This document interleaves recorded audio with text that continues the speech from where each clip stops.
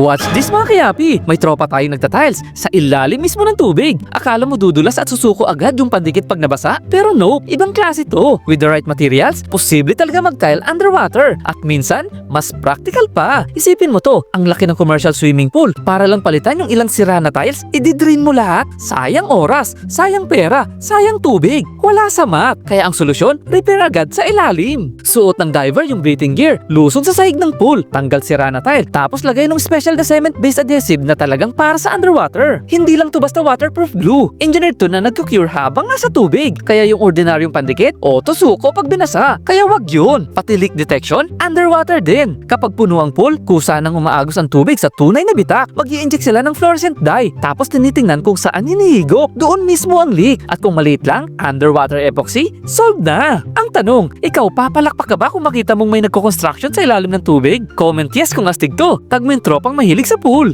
At follow mo ko para sa mas marami pang kwentong malupit.